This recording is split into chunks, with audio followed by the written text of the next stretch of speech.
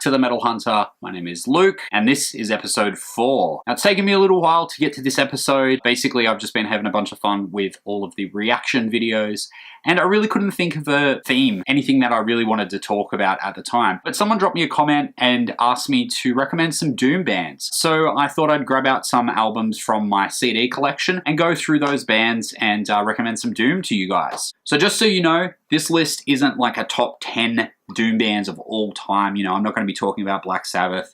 I might talk about Saint Vitus. I might talk about Sleep and High on Fire and stuff like that. But really, this is all about me just sharing a couple of albums that I've got in my collection that I think that Doom fans everywhere should listen to. So let's get into it. So first up, I'm going to be talking about a band called The Sword.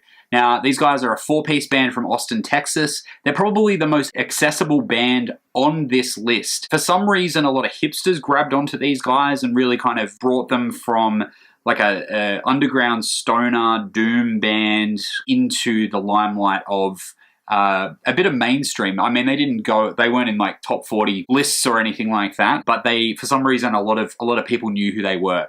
The album that I'm going to be talking about is Apocryphon. I think I pronounced that right. It came out in 2011 and it was on Razor and Tie and also Napalm Records. Now, it's really, really accessible, huge production, very catchy riffs, easy to listen to vocals. The song that I would recommend would be Cloak of Feathers.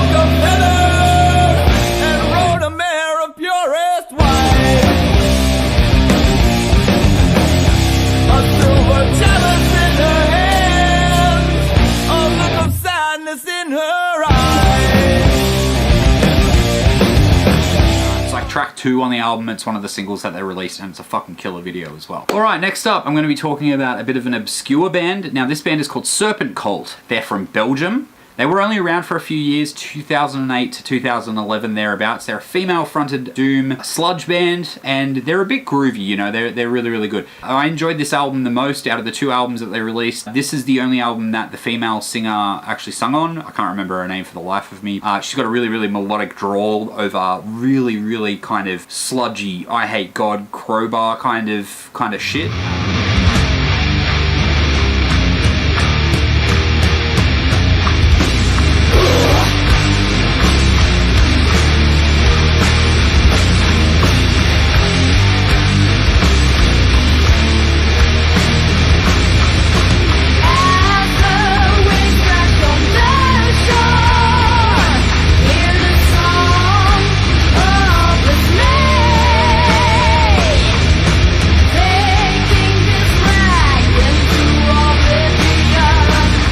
Also, the Lovecraftian themed album cover really, really gets me going. This came out in 2008 on Rise Above Records, which is Lee Dorian from Cathedral's record label. So next up, I'm going to be talking about a band called Kylesa. Now, Kylesa are quite a popular band within the sludge, doom, stoner circles. The album that I'm going to be talking about is called To Walk a Middle Course. Came out in 2005 on Prosthetic Records. The track that I would recommend for you guys is Train of Thought. It's absolute I Hate God worship.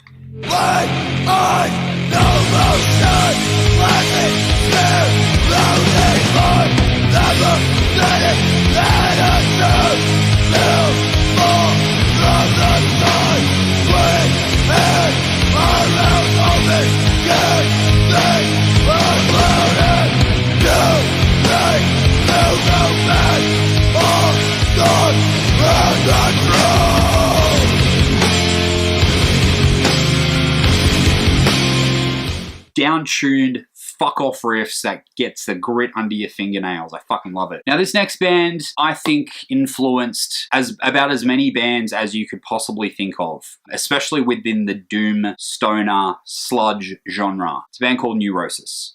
Now, if it wasn't for Neurosis, bands like Mastodon, Isis, Baroness, Kylesa, The Sword, bunches of bands would not exist. This is their 1996 album, Through Silver in Blood. It was released on Relapse Records. And my recommendation off this album would be Locust Star.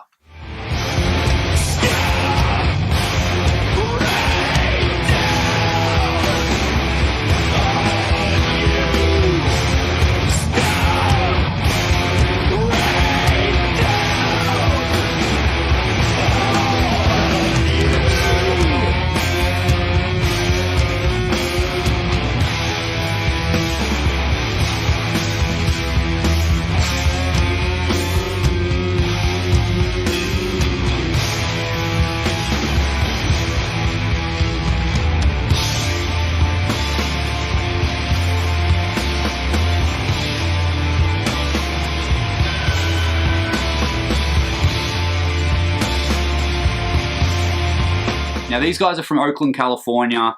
You know, when you think about Oakland, you think the Raiders, you think about hip hop, you think about, I don't know, California, you know, sunny and shit like that, sunny dispositions. But this is a fucking heavy record, and it's really, really good to know that there are people out there that are much more miserable than I am. If you check out Neurosis, it's a good place to start. You can probably start from anywhere with these guys. But if you are into this, definitely go out and check out Steve Von Till and Scott Kelly's solo records. They're two of the singers from the band, and they've released some absolutely killer albums as well. Next up is one of the most uncomfortable EP/albums that I've ever listened to. It's by a band called Moss. It's called Tombs of the Blind. Now this has got 3 tracks.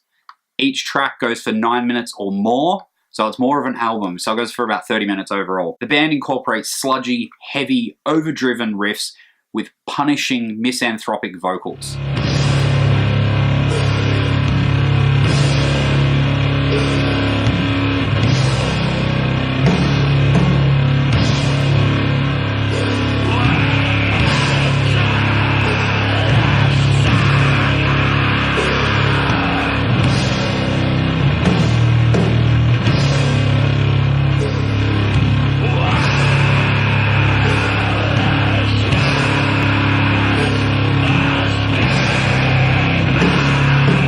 Absolutely fucking killer. The album artwork really, really speaks to the style of music that they play. I fucking love this. They've broken up, which sucks. Hopefully they'll get back together and bring some more misery to the planet. Now, from one side of Doom to the other, this side of Doom is much more kind of melodic. I would even say uplifting. It's a band called Earth. Now, I don't know too much about Earth. This is the only album that I own by them, but I know that they're very prolific. I know that they've released a bunch of albums and they all kind of sound different. From what I understand, in the early 90s, they started out as a really harsh noise doom band, and then they've kind of like progressed into this instrumental, meditative, droning masterpiece of a band, and this is where they showcase it. This album is called The Bees Made Honey in the Lion's Skull, and the fucking artwork is killer. Not that I condone drug taking or anything like that, but if you're ever on a come down and you need something just like a safe place, listen to this record.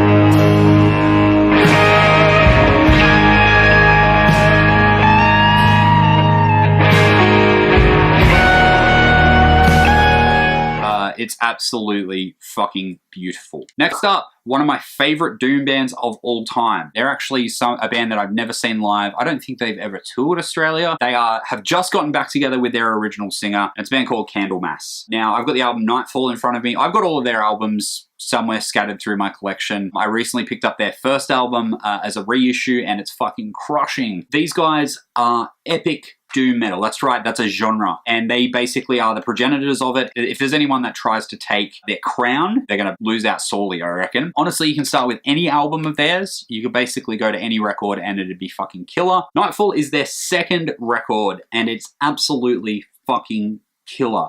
Great to sing along to. Great at parties, and I'm gonna go with the typical song from them. I'd go with Bewitched. It's definitely a fucking amazing video clip and a great song. Can't you see the devil in me? Just take a look in my eyes. I will play for you this wicked melody. Its magic will reach for your soul.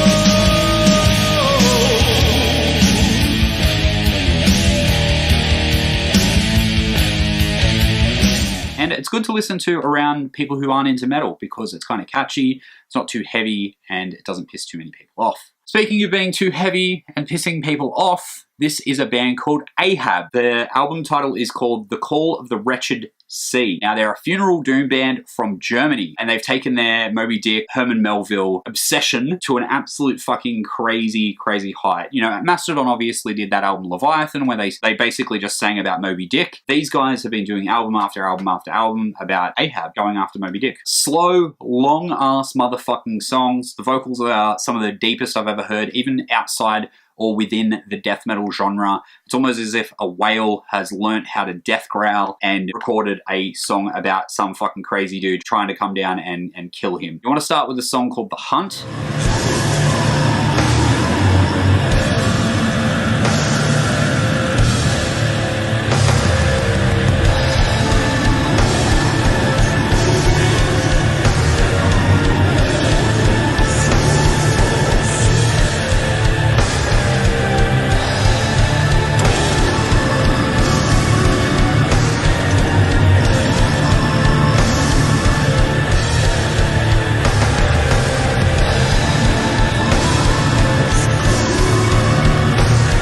Goes for about 9.5 minutes, but it has so many great parts in it that you kind of forget that it's all one song. It's absolutely fucking crushing. This one came out in 2006 on Napalm Records. All right, we're coming to the end of this. This one, I was actually introduced to this band through Andy Williams from Every Time I Die. I met him in 2009 or 10 in London, and we were having a chat about what bands he was into, and you know, he spoke about bands like Torch. He was talking about the new Suffocation record, which I think in 2009 it was Blood Oath that had come out, and he was saying that he really loved that. He also mentioned a band called Saviors.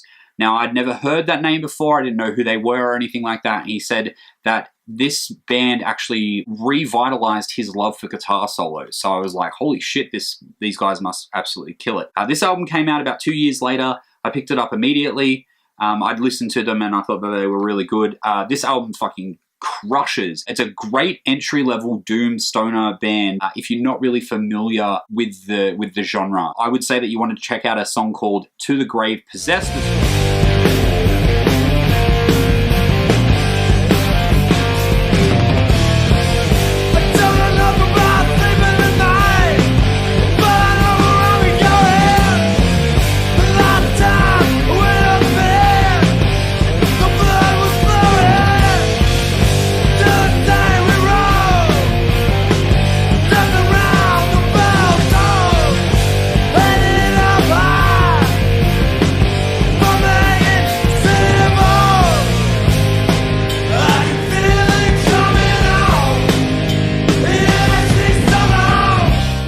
On this album, and this one, as I said, came out in 2011 on Kamado Records. So that's it. Bunch of doom albums that you guys should check out, a bunch of doom bands that you should check out. I am going to be doing a part 2 of this, where I'm going to be talking about some of my record collection. What did you guys think of the list? Are there any bands that you think are really, really good doom bands that maybe not everyone knows about? Let me know in the comments. Make sure that you like the video. Make sure you subscribe. Don't be a dick. And I've been Luke from The Metal Hunter. We'll see you later.